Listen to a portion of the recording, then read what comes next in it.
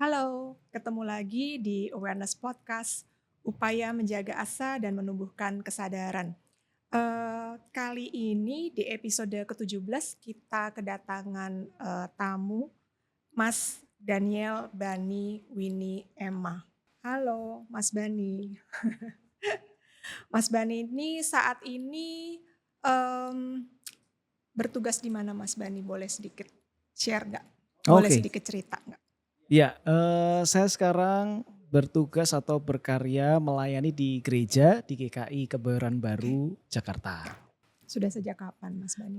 Saya melayani di GKI Kebayoran Baru sejak 2016. Oke, kita itu, kali ini mau, membawakan topik mengenai fatherless.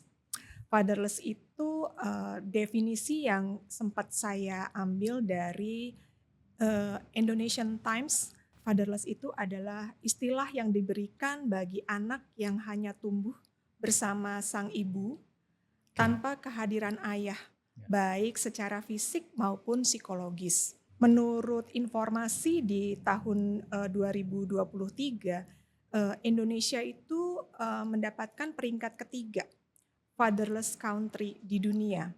Eh, Lalu kita mempertanyakan apakah keberadaan ayah itu dalam kehidupan seorang anak itu punya dampak, punya kontribusi seberapa besar gitu, Hmm. Mas Bani. Nah, di sini beberapa referensi yang saya coba dapatkan, menurut psikolog UGM yang dikutip oleh kompas.com di informasi berdasarkan 25 Mei 2023. Kenapa sih fatherless ini menjadi fenomena yang cukup banyak ditemukan gitu saat ini? Karena Indonesia saat ini masih kental dengan budaya patriarki. Ya. Lalu yang kedua, alasan yang sangat klasik adalah eh, ayah biasanya sibuk bekerja mencari nafkah. Yang ketiga, seorang ayah mungkin juga tidak tahu cara mengasuh anak seperti apa dan nggak ada role modelnya juga gitu. Karena tiga hal pokok ini ada beberapa dampak yang cukup besar yang diperoleh oleh seorang anak. Eh, Anak ini bisa memiliki emosi yang tidak matang. Lalu ketidakmampuan anak ini juga untuk mengelola emosinya, Ya, baik emosi positif maupun emosi negatif negatif. gitu ya. Sehingga ada depresi kalau misalnya dia kelola internal emosinya Oke. kurang. Lalu ada agresif bila mana dia tidak dapat mengelola emosi secara eksternal. Lalu ada juga yang kecanduan terhadap zat-zat adiktif, itu kita banyak temukan juga informasinya seperti itu. Dan yang terakhir mudah mengalami kecemasan, kompetensi sosial lemah, dan rasa percaya diri yang rendah. Dampaknya bisa ke sana ya rupanya ya. Dampaknya banyak ya Mas Bani. Lalu dari beberapa penelitian yang secara saintifik sudah Mm-mm. diuji juga, hilangnya peran ayah itu bisa menyebabkan seorang anak tidak memiliki moral yang baik, Oke. banyak terlibat di dalam kenakalan remaja. Ya, ya, ya. Lalu ada satu penelitian juga yang bisa membuktikan bahwa eh, anak-anak yang tidak memiliki hadirnya Figur seorang ayah. ayah Ya. dalam masa pertumbuhannya itu akan sangat mudah menjadi korban kekerasan seksual. Kira-kira Mas Bani kalau misalnya kita ngeliatin fenomenanya, efeknya sebegitu besar gitu ya, Mm-mm. dengan absennya figur seorang ayah. Ini terlepas dari apakah ayahnya masih ada atau ayahnya secara fisik memang sudah tidak ada gitu, Betul. memang sudah pergi gitu. Iya. Sebegitu besar Mas Bani. Kalau dari perspektifnya Mas Bani, kira-kira apa sih Mas yang menyebabkan hal ini terjadi, lalu kita bisa bagaimana menyikapinya? Menurut saya emang fenomena ini perlu disadari lebih dulu, perlu didefinisikan gitu ya. Kalau kita bilang fenomena fatherless dalam kehidupan sehari-hari, dalam kehidupan bermasyarakat. Tadi Bu Marji juga sudah sebutkan, memang ada yang terjadi karena figur ayahnya sudah meninggal, Ya. gitu ya. Jadi secara fisik nggak Ya. ada. Atau sebenarnya bisa juga sebetulnya figur ayahnya ada, tapi tidak betul-betul hadir karena mungkin perceraian. Atau yang tentu lebih ironis lagi adalah kalau ada dalam satu rumah tangga, figurnya ada, tapi sayangnya nggak betul-betul hadir untuk keluarga atau khususnya untuk anak atau anak-anak. Fenomena fatherless ini perlu dimasukkan dalam definisi-definisi itu sehingga ini bisa menyangkut kehidupan setiap orang sebetulnya gitu ya, setiap rumah tangga gitu. Nah, kalau misalnya kembali ke pertanyaan tadi, dampaknya bisa sedemikian besar, lalu bagaimana kita bisa berkontribusi untuk mengubah statistik tadi gitu ya, supaya kita tidak bangga di urutan ketiga di dunia gitu ya, sebagai negara yang punya fenomena fatherless. Fenomena ini terjadi karena salah satu sebabnya juga soal kesiapan dalam pernikahan. Saya rasa itu menjadi salah satu isu yang juga harus diangkat ke permukaan. Karena ketika seseorang tidak betul-betul mempersiapkan diri untuk masuk dalam kehidupan pernikahan, dia tidak betul-betul sadar apa yang jadi perannya nanti. Dan itu berpengaruh ketika dalam keluarga itu, dalam pernikahan itu mereka punya anak, dia nggak tahu persis perannya sebagai seorang ayah itu bagaimana. Apalagi kalau kita lihat dipengaruhi juga dengan budaya patriarki gitu ya, yang cukup kental apalagi di kehidupan sebagai orang-orang Asia secara umum atau Indonesia secara khusus, yang jalur ayah, jalur bapak itu juga punya kekuatan dan sayangnya dimaknai seperti tadi yang jadi alasan-alasan ya karena sebagai seorang bapak saya yang harus menafkahi gitu ya. Sehingga urusan-urusan domestik yang terjadi di rumah termasuk dalam hal pengasuhan ya bagian dari ibunya gitu ya, bagian dari perempuan gitu. Itu saya rasa juga akan mempengaruhi seorang laki-laki dewasa apalagi dalam peran ayah untuk bisa melihat bahwa keterlibatannya itu sesuatu yang penting gitu. Karena seperti tadi dibilang bahkan dampak dari fenomena fatherless ini kepada seorang anak itu sangat besar pengaruhnya dan harus menjadi isu yang diperhatikan oleh tiap orang dan salah satunya adalah setiap orang yang mau berumah tangga saya kira harus betul-betul mempersiapkan diri gitu. Karena memang kita harus akui kenyataannya ada rumah tangga yang dibangun bukan dengan kesiapan gitu ya, tapi karena mungkin kecelakaan gitu ya. Misalnya MBA, married by accident. Jadi si ibu juga tidak siap jadi seorang ibu, bapaknya juga tidak siap untuk menjadi seorang ayah gitu ya. Sehingga ketidaksiapan itu membuat mereka juga ya nggak tahu harus melakukan apa, nggak tahu harus bagaimana gitu. Jadi saya kira satu ada pengaruh sosial kultural, tapi yang kedua juga kesiapan untuk memasuki pernikahan juga sesuatu yang harus dipegang betul-betul. Apakah saya sebagai seorang pribadi khususnya kalau sebagai seorang laki-laki betul-betul siap untuk masuk ke pernikahan. Apakah saya tahu dan sadar betul kalau saya nanti menikah peran saya apa gitu. Itu yang saya rasa juga berperan dalam konteks preventif gitu. Sebelum hal itu terjadi gitu. Mas Bani, sebelum kita melangkah lebih jauh gitu ya, tadi berdasarkan perspektifnya Mas Bani, artinya itu dimulai dari awal dulu kan, artinya pada saat mau menikah seorang wanita dewasa dan seorang pria dewasa sudah cukup matang atau tidak, sudah cukup tahu bahwa nanti setelah menikah ada tugas-tugas dan kewajiban-kewajiban yang menjadi tugas dan kewajiban mereka gitu ya.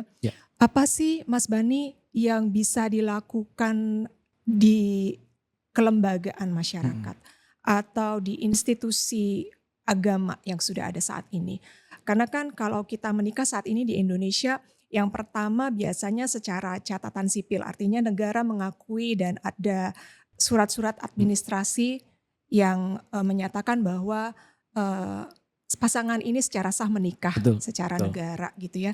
Yang kedua biasanya harus ada juga keabsahan dari satu institusi agama gitu ya, yang memang membawahi kepercayaan dari Ya. masing-masing kedua sepasang suami istri ini gitu, Betul. calon suami istri ini. Apa yang bisa dilakukan kalau misalnya kita ngomongin preventif, artinya sebelum melangkah ke sana, Betul. langkah apa sih Mas Bani yang bisa dilakukan? Karena pernikahan di Indonesia itu erat hubungannya atau bisa dikatakan disahkan oleh pernikahan dalam suatu agama tertentu, maka memang harus disadari oleh lembaga-lembaga agama bahwa mereka punya peran juga dan harus bisa berkontribusi gitu ya. Karena dalam tanda kutip yang mengesahkan sepasang laki-laki perempuan ini untuk sah pernikahannya kan lembaga agama gitu ya. Disahkan oleh hukum agamanya baru kemudian disahkan oleh negara gitu. Jadi sebetulnya lembaga agama sangat berperan untuk bisa membangun kesadaran umat-umat beragamanya, tapi juga untuk mempersiapkan mereka memasuki pernikahan. Dan itu saya kira bisa ditempuh lewat banyak hal ya. Yang pertama, bagaimana ajaran agama membawa atau membahas isu-isu itu. Seringkali memang yang harus kita perhatikan, agama kayaknya cuma urusan surga doang gitu. Ya. Itu saya rasa juga sesuatu yang kemudian perlu kita kritisi Ya. dan menjadi masukan sebetulnya bagi lembaga agama untuk bisa melihat, karena saya yakin ajaran-ajaran agama itu punya kedalaman dan punya sumber yang sangat baik untuk berkontribusi pada isu-isu tadi.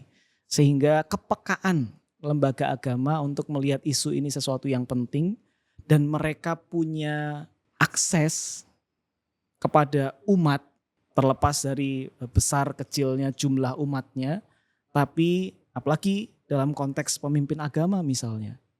Pemimpin agama juga punya ruang dan akses yang luas untuk bisa membahas isu-isu ini. Sehingga mulai dari institusi agama juga bisa memberi pengaruh yang baik, mempersiapkan umat dan secara nggak langsung sebetulnya mempersiapkan masyarakat gitu kan ya. Untuk betul-betul melihat fenomena ini sebagai sesuatu yang penting dan bisa mempersiapkan lewat ajaran agama gitu ya. Ya. Lewat kalau misalnya karena latar belakang kekristenan saya gitu ya di gereja, maka sebelum sepasang laki-laki perempuan akan menikah harus diwajibkan ikut yang namanya bina pranikah misalnya gitu. Jadi sebelum mereka menikah salah satu syaratnya adalah mereka ikut pembinaan gitu Nah ya. Mas Bani, sebelum jauh lagi nih Nah. ke sana. Biasanya kan mengikuti kelas pranikah itu tadi gitu ya. Betul. Itu kan jadi kayak salah satu kewajiban gitu ya. Kewajiban. Salah satu syarat. Harus salah satu syarat yang harus dipenuhi oleh sepasang calon suami istri kalau mau diberkati Kalau mau di katakan gereja A gitu ya. Mungkin juga di agama-agama lain ada kelas semacam itu gitu ya, yang harus dipenuhi oleh sepasang calon suami istri. Biasanya kan mereka melihat itu hanya sebagai satu kewajiban, itu tadi artinya sebagai suatu kewajiban, tanpa melihat esensi bahwa di dalamnya itu tadi ya ada esensi-esensi yang nantinya itu akan jadi bekal mereka untuk menghadapi kehidupan nyata pernikahan di depan sana gitu. Apa aja yang bakal dihadapin? Gimana sih cara mitigasinya kalau kejadian A terjadi? Bagaimana menavigasi anak-anak pada saat anak-anak ada di tahap pertumbuhan yang A, B, C, dan D gitu. Kalau ini selama ini bertahun-tahun hanya dijadikan sebagai salah satu syarat untuk dapat katakanlah lampu hijau. diberkati ya, lampu hijau untuk menikah. Ada modifikasi nggak sih Mas Bani yang dilakukan oleh elemen-elemen yang ada di dalam institusi agama ya? Kalau bicara soal adakah modifikasi untuk, bisa tetap mendorong kesadaran itu Yang gitu ya. disesuaikan dengan tren-tren yang ada ya? Kata kuncinya saya kira kolaborasi ya.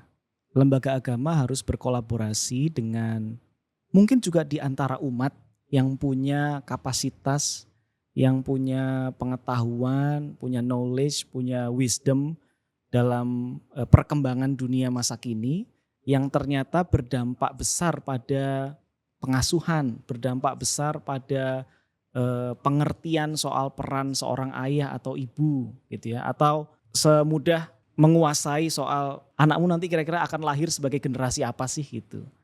Pengenalan-pengenalan semacam itu kan juga kadang lembaga agama memang tidak bisa berjalan sendiri gitu. Dia harus berkolaborasi dengan pihak-pihak atau dengan orang-orang yang juga punya wisdom-wisdom itu gitu. Misalnya yang kalau sekarang berkolaborasi dengan para dokter gitu ya. Untuk hal reproduksi, untuk hal kesehatan seksual misalnya gitu ya. Tapi juga dalam hal pengasuhan atau parenting perlu juga berkolaborasi dengan para psikolog untuk melihat perkembangannya sekarang seperti apa sih? Apa yang jadi tantangan sebagai orang tua masa kini? Apa yang harus diketahui, apa yang harus diantisipasi gitu.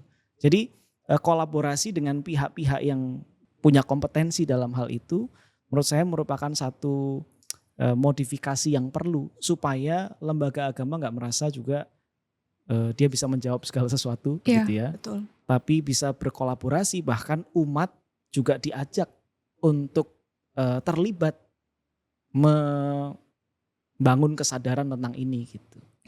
Apakah hal-hal seperti itu sudah dilakukan secara real, Mas Bani? Artinya kolaborasi tadi dengan pihak-pihak yang ahli ya dan kompeten di bidangnya. Kalau dibilang sebetulnya sudah, tapi apakah itu sudah jadi arus utama saya kira mungkin belum gitu ya. Tetapi paling tidak di lingkungan gereja itu sudah dimulai gitu untuk melibatkan pihak-pihak psikolog, dokter gitu ya. Pihak-pihak lain yang punya kemampuan, bahkan pasangan suami istri yang memang punya kemampuan counseling keluarga untuk berbagi pengalaman-pengalaman mereka, Ya, tantangannya ya. apa. Saya kira arah ke sana sudah dimulai. Tapi apakah itu sudah jadi arus utama, sesuatu yang sudah menjadi marak? Saya sih nggak tahu persis datanya. Ya. Bahkan dalam konteks kekristenan sendiri mungkin nggak semua gereja juga begitu. Mungkin bahkan bina pranikah ya pokoknya ketemu pendetanya gitu ya. Absennya sekian kali Betul. kalau zaman saya pokoknya maksimal bolos sekian kali Betul. gitu. Itu pun yang disayangkan adalah pendetanya juga cuma ayo kita buka Alkitab kita, Ya, yuk itu. kita Ya, berdoa ya, gitu. ya, ya. Tapi mungkin nggak membawa fenomena-fenomena yang real yang akan umat hadapi dalam keseharian mereka gitu ya. Saya nggak bilang bahwa apa yang disampaikan itu tidak penting, tapi rasanya apa yang menjadi keyakinan-keyakinan iman, apa yang menjadi ajaran-ajaran iman itu perlu dipertemukan dengan konteks sehari-harinya Betul. gitu, dengan Itu kayaknya PR-nya perkembangan dan ya. tantangan saat ini Karena gitu. pada saat ajaran itu tidak bisa relate dengan Persis. keseharian aktivitas dari keluarga gitu ya, mulai dari pagi ke malam, belum lagi nanti kalau anak ekskul dan sebagainya gitu ya. Kalau itu tidak relate sehingga ya itu tadi artinya hanya jadi ilmu yang didengar saja gitu.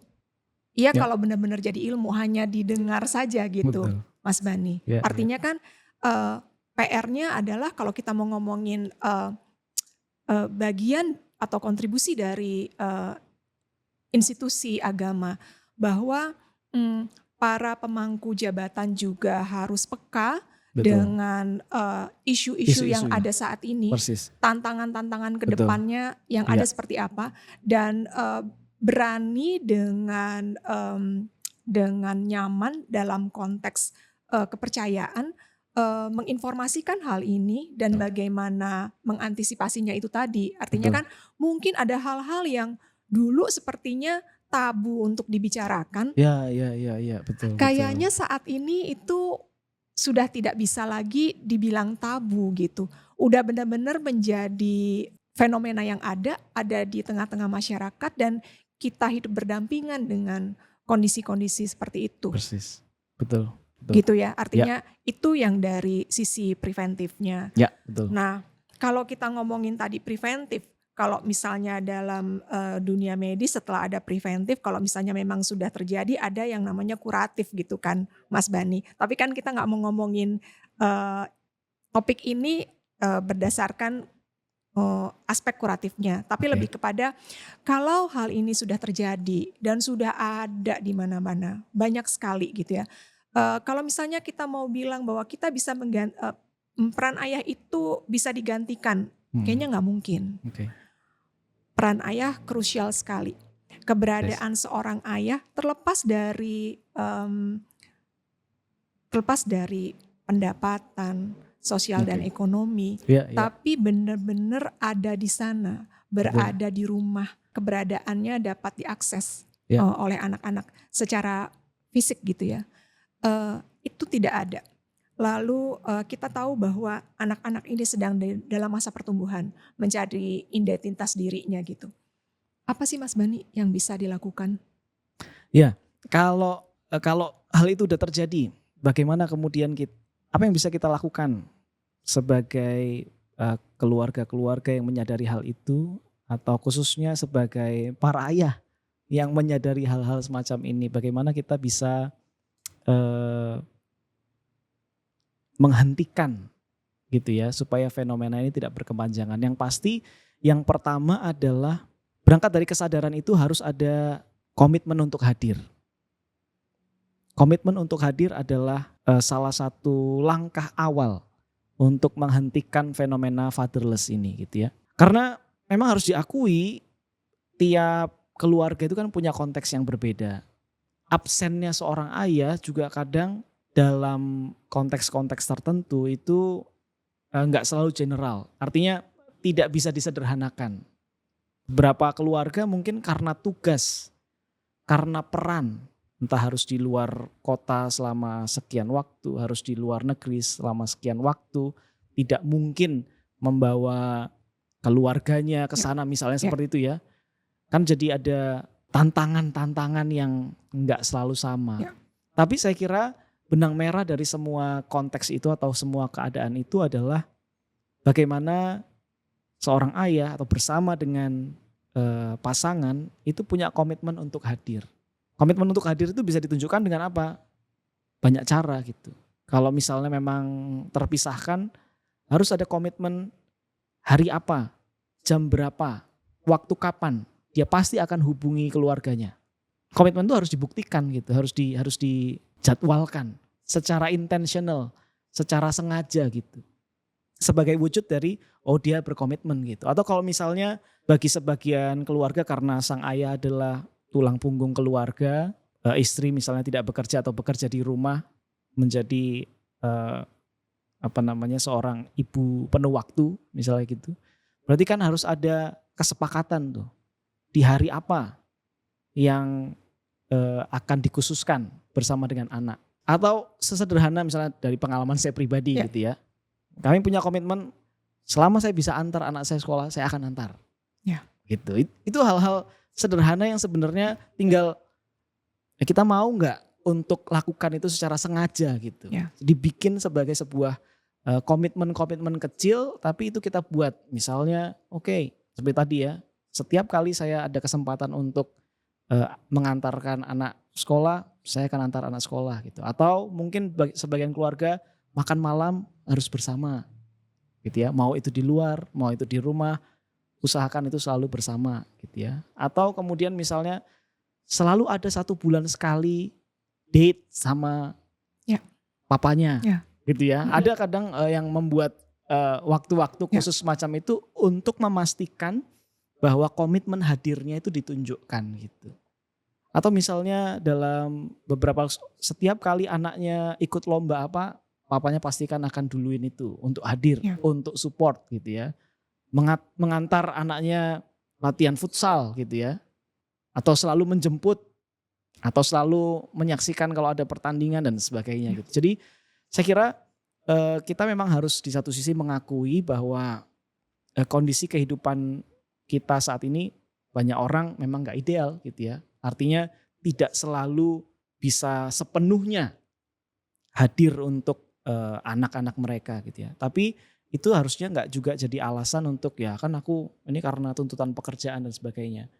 Kalau kita memang komit untuk hadir, kita pasti ketemu celahnya gitu. Ya. Kita pasti ketemu ruang untuk oh ya kita bisa bikin begini, kita bisa bikin begitu ya. Sebagai bukti bahwa kita memang berkomitmen untuk hadir. Saya rasa untuk bisa memutus itu, kalaupun sudah terjadi gitu ya, ya yang pertama harus ada komitmen untuk bisa hadir.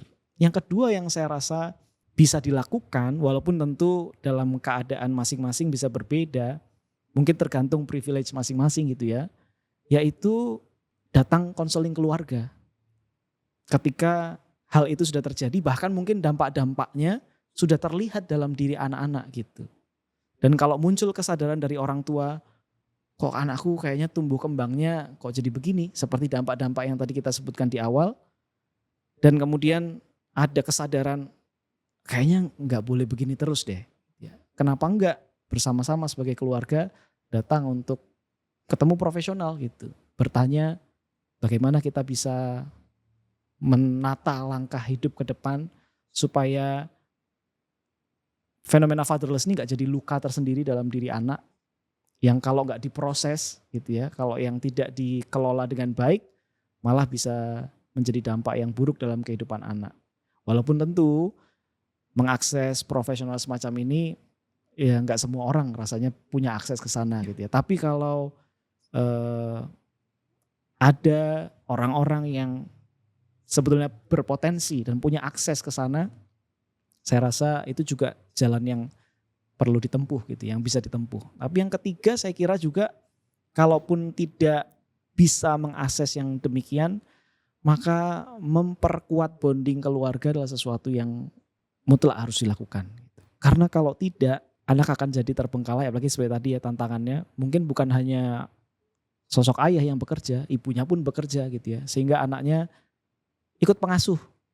Dan pengasuhannya betul-betul ngikutin didikan pengasuhnya gitu ya, sehingga ada nilai-nilai yang mungkin diharapkan dari kedua orang tua Nggak dapat gitu yang ya. nggak didapatkan oleh anak gitu. Padahal ikatan anak dan orang tua itu nggak bisa tergantikan oleh pengasuh gitu atau oleh orang-orang yang lain gitu. Sehingga kesadaran akan pentingnya bonding itu gitu ya, ikatan itu sesuatu yang juga harus Itu sangat persiapkan. krusial ya Mas ya. Persis. Bonding ibu ke anak, bonding ayah ke anak Betul. gitu ya. Dan itu kan nggak bisa diproses 1 hari 2 hari. Ya, Investasinya seumur hidup tuh kayaknya. betul. Untuk bonding itu. Mas Bani, kalau tadi kita ngomong kan konteksnya artinya kita asumsikan bahwa keluarga itu dalam keadaan utuh, tapi mungkin ayahnya sibuk bekerja atau ayahnya seperti tadi ya ada perjalanan dinas, ada jabatan sehingga memang ada kewajiban dari sang ayah untuk terpaksa harus meninggalkan keluarganya karena benar-benar ada pekerjaan ini. Kalau Mas ibaratnya ketidakhadiran seorang ayah ini dikarenakan memang sang ayahnya pergi, meninggal gitu ya, satu. Kedua bisa terjadi karena perceraian juga gitu ya. Di usia yang katakanlah anak-anak ini belum cukup matang untuk bisa mengidentifikasikan dirinya gitu. Bagaimana dia harus menjalankan kehidupan sehari-hari tanpa kehadiran ayahnya itu. Ya. Gimana sih Mas kalau kita sebagai bagian dari masyarakat awam gitu, masyarakat yang hidup di dalam komunitas gitu. Kalau kita melihat hal seperti ini, kita itu bisa ngapain? Karena kan kalau kita ngomongin efeknya tadi ternyata efeknya itu bisa jauh sekali gitu ya ke kesehatan mental, depresi gitu ya. Apa yang bisa dilakukan sebagai bagian dari masyarakat biasa gitu, Mas Bani? Itu salah satu pertanyaan yang penting juga sebetulnya ya, karena kita juga harus akui bahwa ada keadaan-keadaan yang tidak ideal seperti itu gitu ya, di mana keluarga-keluarga harus berhadapan dengan keadaan semacam itu. Dan saya kira masyarakat juga nggak bisa menutup mata pada keadaan ini.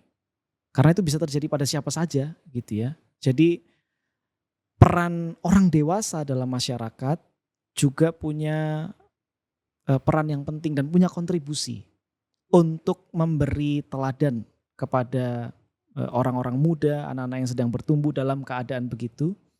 Bahwa sekalipun mungkin keadaan mereka tidak ideal karena mungkin sosok ayah mereka meninggal gitu ya. Tetapi ada orang dewasa yang mengelilingi dia. Kalau misalnya kita bicara soal seorang anak dalam dunia sekolah gitu ya. Berarti guru-guru pria penting sekali untuk berkontribusi dalam tumbuh kembang. Dan banyak bukan cerita-cerita kalau misalnya kita mungkin tanya anak-anak dalam usia sekolah gitu ya. Yang idolizing gurunya gitu ya. Karena sosok kebapaan sekali gitu ya kira-kira. Artinya dalam arti yang positif itu kan menunjukkan bahwa mungkin mereka tidak dapatkan figur semacam itu dari ayah mereka karena alasan apapun atau karena keadaan apapun. Tapi ada orang dewasa lain yang bisa jadi panutan. Menjadi panutan bagi generasi yang lebih muda. Khususnya kalau dalam hal sebagai seorang laki-laki dewasa. Memberi panutan. Jadi seorang laki-laki itu yang seperti apa sih? Laki-laki yang sejati. Yang bisa bersikap lembut kepada orang lain gitu ya. Tapi juga bisa bersikap tegas gitu ya. Tahu bagaimana bisa menempatkan diri. Berani untuk bisa ambil keputusan-keputusan. Berani untuk bertanggung jawab atas tindakan yang kita lakukan gitu ya.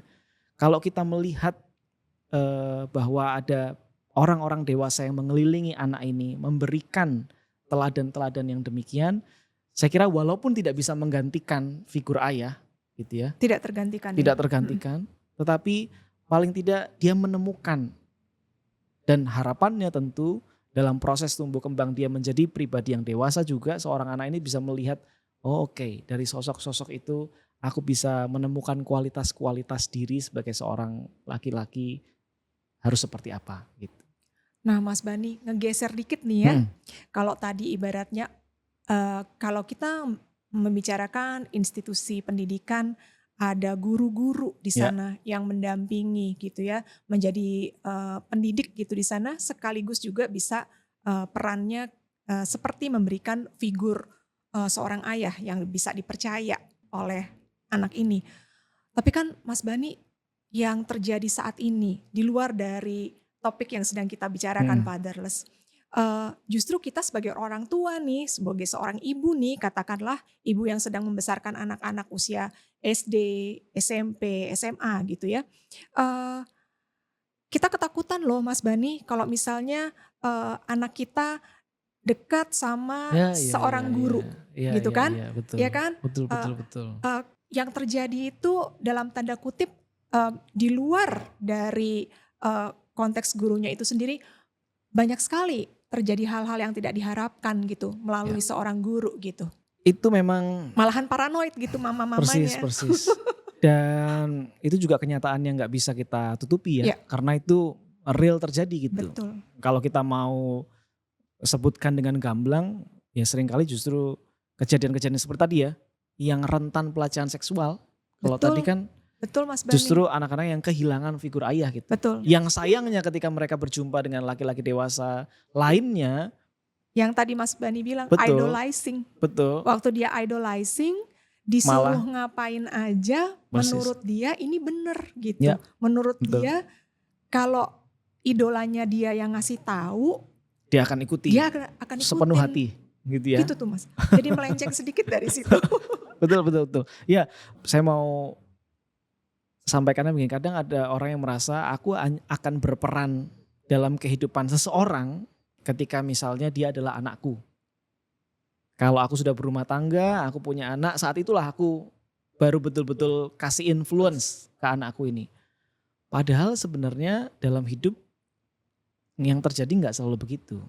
Influence itu atau pengaruh itu bisa datang dari mana saja gitu ya. Bahkan tanpa melihat status kita gitu, apakah saya seorang ayah gitu ya, apakah saya sudah berkeluarga atau tidak gitu ya. Tapi sebagai seorang laki-laki dewasa, dimanapun kita, orang bisa melihat gitu. Dan orang melihat figur-figur itu sebagai, oh ternyata menjadi seorang laki-laki kalau dewasa bisa begitu gitu ya. Oh nanti aku juga begitu. Itu kan sebetulnya influence juga, Ya, pengaruh juga. ya. Maka ketika seorang laki-laki dewasa menyadari bahwa keberadaannya itu memberi pengaruh kepada orang lain, bahkan yang nggak punya hubungan darah sekalipun, Biologis. kesadaran itu juga sesuatu yang penting gitu.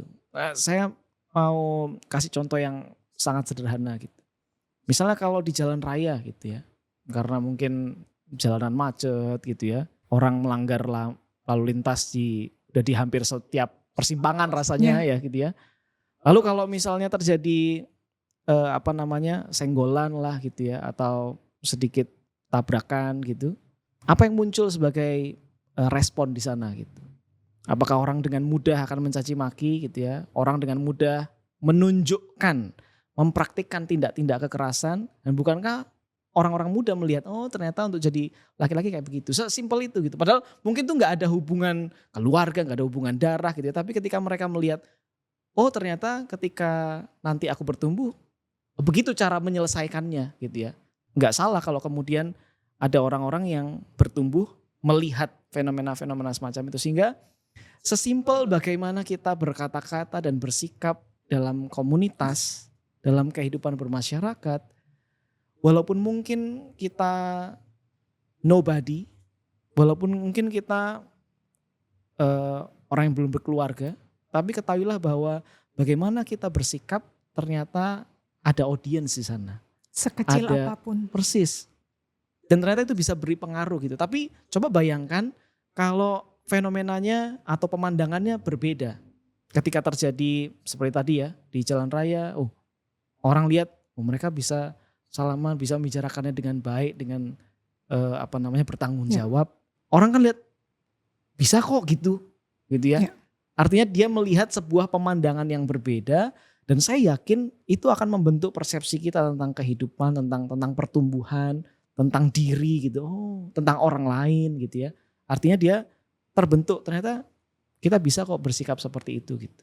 Jadi sekecil apapun, sesederhana apapun tindakan-tindakan kita sebagai orang dewasa khususnya dalam hal ini gitu ya, itu memberi pengaruh pada kehidupan generasi selanjutnya. Maka mari make sure kita memperhatikan betul bagaimana gaya hidup kita gitu ya, bagaimana sikap hidup kita, karena itu akan mempengaruhi juga bagaimana generasi Jadi berikutnya. mirroring ya Persis. untuk generasi selanjutnya. Iya. Baik Mas Bani, mohon maaf waktunya terbatas. Padahal kayaknya banyak yang masih mau digali nih.